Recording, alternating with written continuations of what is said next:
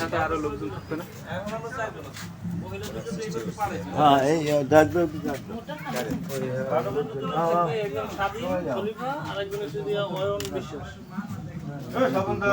এই এই মানে কালকে তো আমি করছি আর যে ওয়ান বিষয় আজকে ওয়ান করতে চাই ওর সাথে আবার দিতেছি পেশা নাই পেশা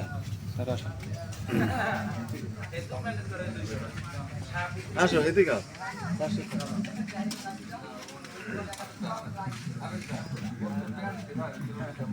পেশা আরে আয়ো আমরা আছি এখন চন্দ্রহার বাজার শারদীয় দুর্গা মন্দিরে।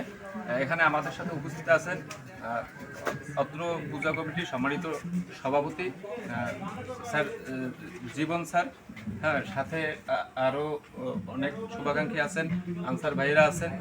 আমরা একটু স্যারের কাছ থেকে জানতে চাবো যে এখানে বর্তমান পরিস্থিতি কেমন এবং এখানে সার্বিক পরিস্থিতি, আইন শৃঙ্খলার পরিস্থিতি সার্বিক দিক থেকে স্যার একটু যদি আমাদের জানাতেন। ধন্যবাদ আবিরকে।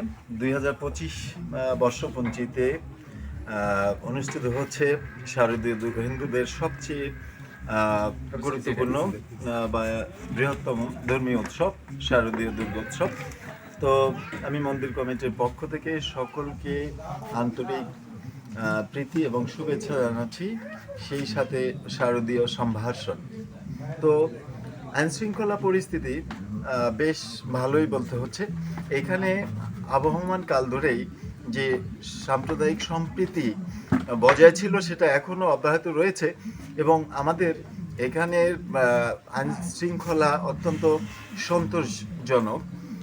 কোনো ধরনের বিশৃঙ্খল পরিবেশ সৃষ্টি হয়নি এবং পূজার নিরাপত্তার স্বার্থে সরকার যে আনসার এবং একজন পুলিশ দিয়ে সহায়তা করেছেন এবং আমাদেরকে আর্থিকভাবে সামর্থ্য মতো অনুদান দিয়েছেন, সেই জন্য সদাশয় সরকারের প্রতি কৃতজ্ঞতা জ্ঞাপন করছি।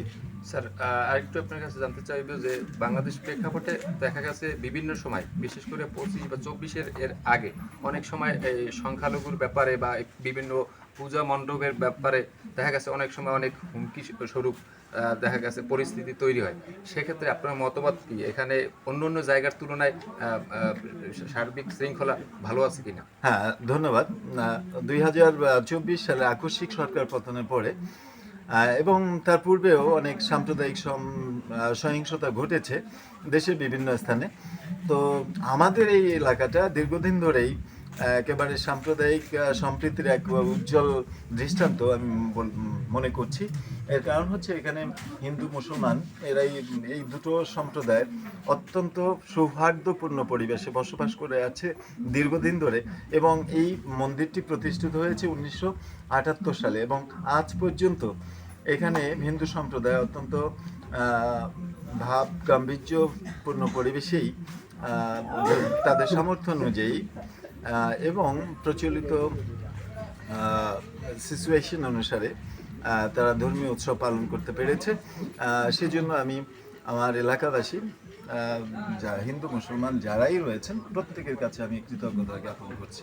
স্যার, তাহলে বলা চলে যে এখানে স্থানীয় যে লোকজন আছে প্লাস আপনার বাজার কমিটির যে লোকজন আছে তাদের কাছ থেকে আপনি সর্বোচ্চটুকু সহযোগিতা এখানে এখন পর্যন্ত পেয়ে আসছেন? হ্যাঁ, স্থানীয় জনগণ, বিশেষ করে বাজার কমিটি এবং স্থানীয় জনগণ যারা মৌলবাদে বিশ্বাসী নয় তারা অবশ্যই আমাদেরকে সর্বাত্মক সহযোগিতা করছেন এবং আমার প্রত্যাশা যে তাদের সেই সর্বাত্মক সহযোগিতা পুজোর শেষ দিন পর্যন্ত অব্যাহত থাকবে। ঠিক আছে স্যার, ধন্যবাদ। ধন্যবাদ।